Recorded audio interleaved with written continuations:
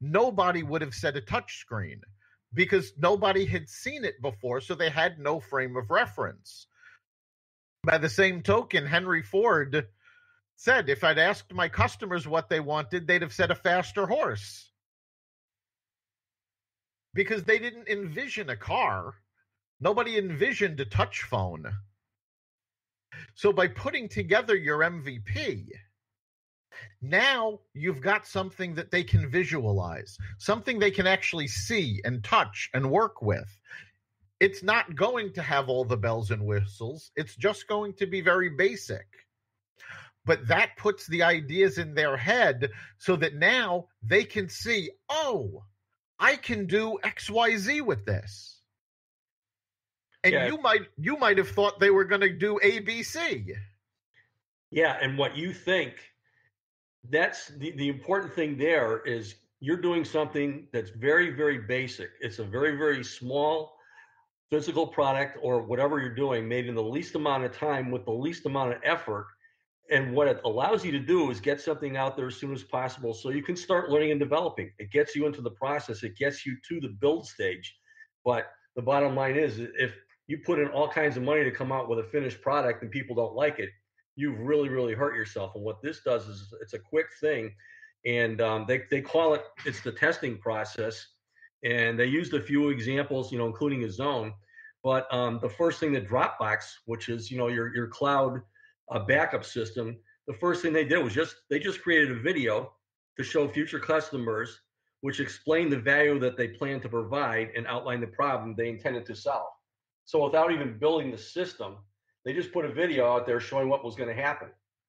Very, very simple to do, build a video as opposed to building a whole system to do what they're talking about doing.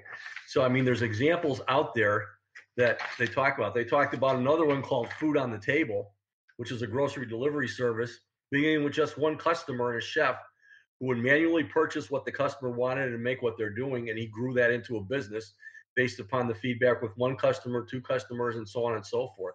But it's constantly testing, evaluating, pivoting when you have to pivot, and then getting back to work on it. That's what it's all about. In lean manufacturing, they talk about small batch sizes instead of doing large batch sizes. And the bottom line is by doing small batch sizes, you talked about Toyota being able to avoid having all kinds of quality problems with cars by not making big batches where one part may have been wrong and messed up the whole thing.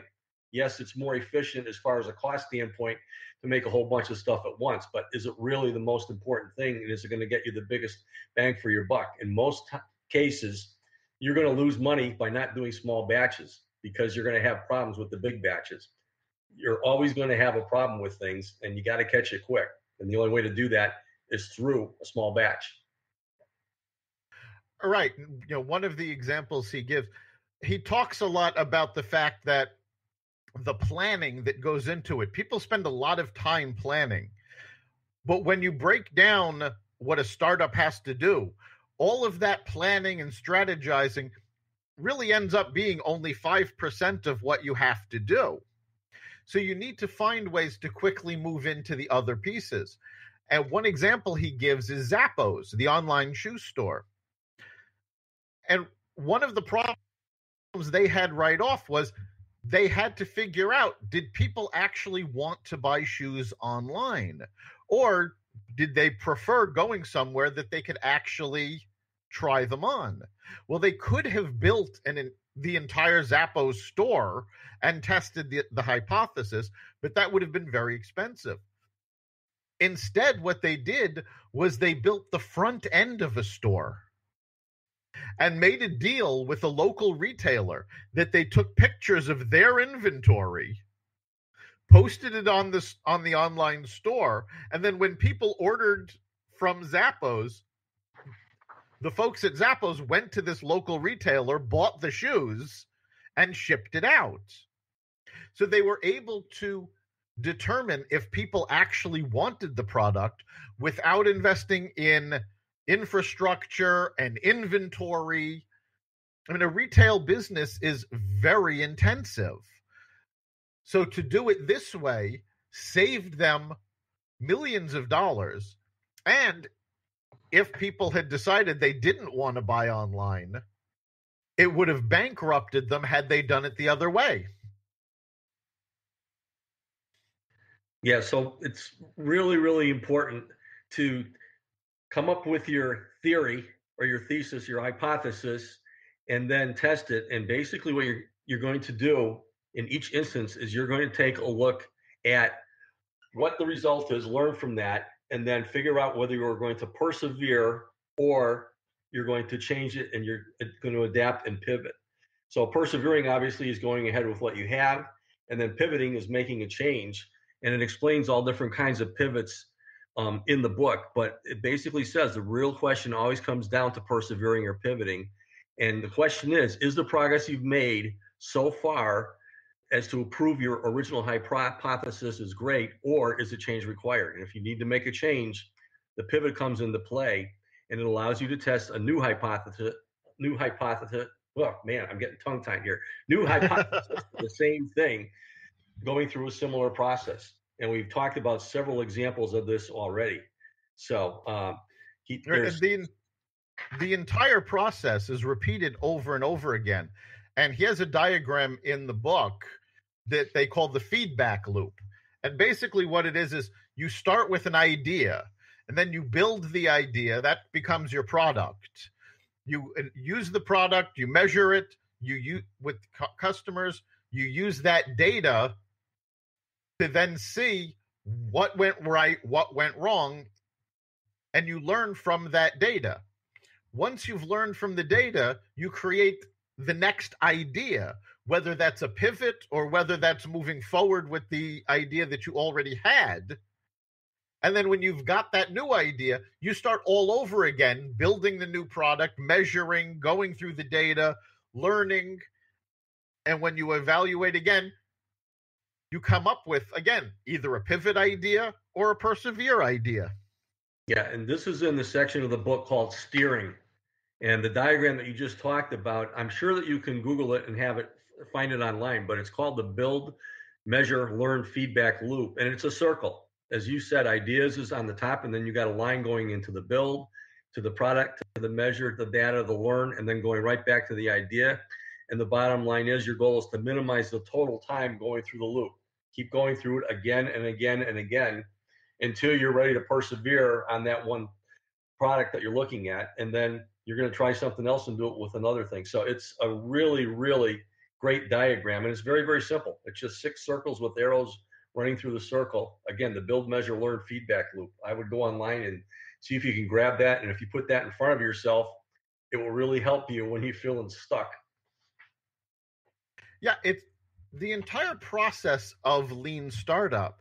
And there are actually now a series of lean books that you can go through that apply this same process once you get past the startup. But one of the most difficult things for entrepreneurs in the lean startup is actually stopping development at the minimum viable product. So many entrepreneurs want to put in that work and want to make that product perfect before they show it to anybody. And you really do have to pull yourself back and go, okay, it's not important that this is perfect because we're going to be changing it. But you need to get that minimal viable product done to get the feedback from your customers. And the customers become an integral part of the business because they are helping to direct the development. And it brings up another decision that the entrepreneur has to make is that, are you going to take the suggestions of the customers? Sometimes yes, sometimes no.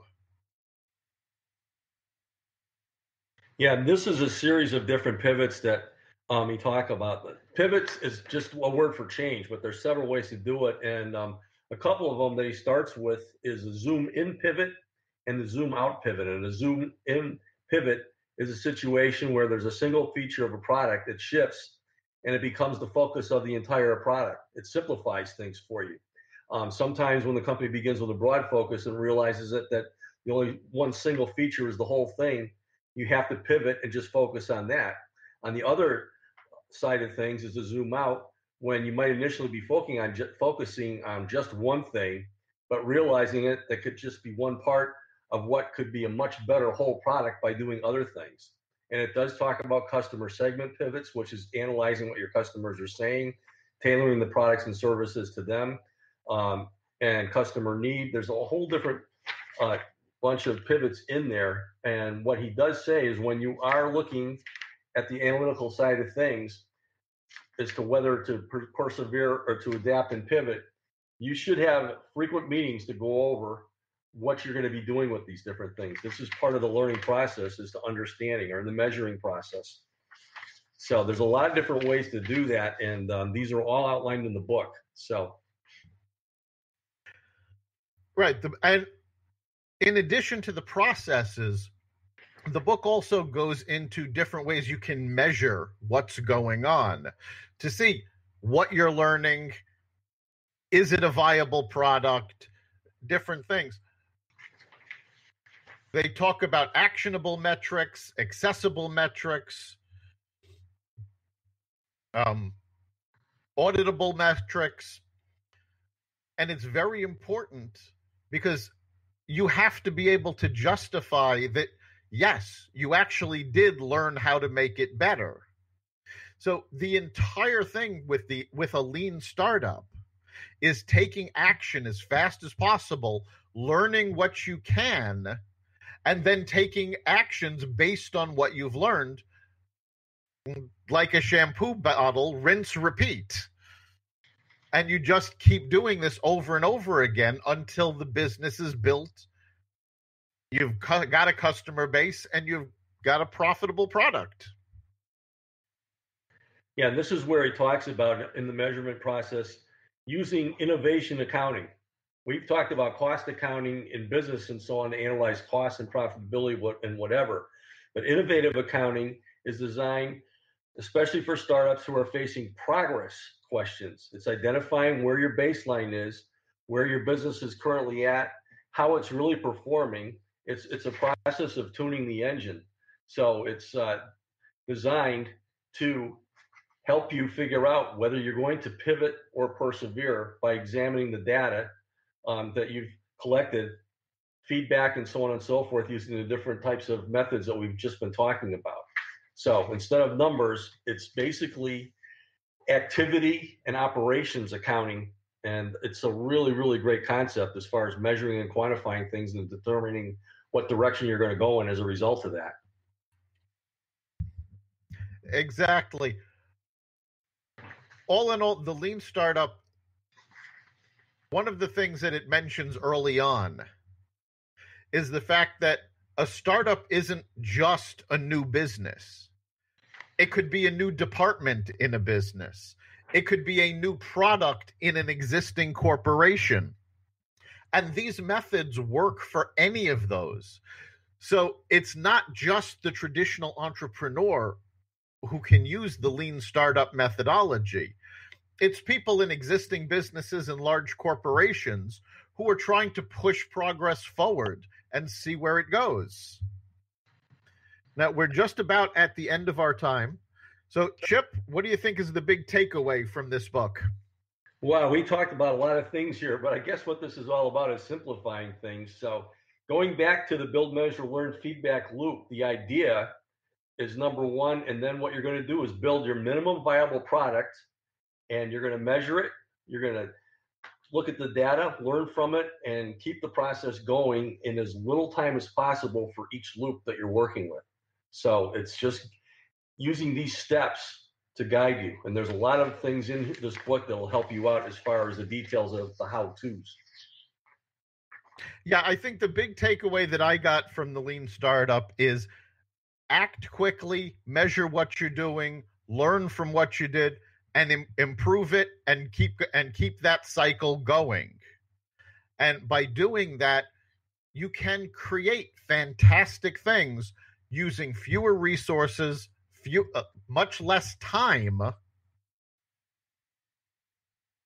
and you get to interact with the end customer so that you know that what you're doing is what they want and what's actually going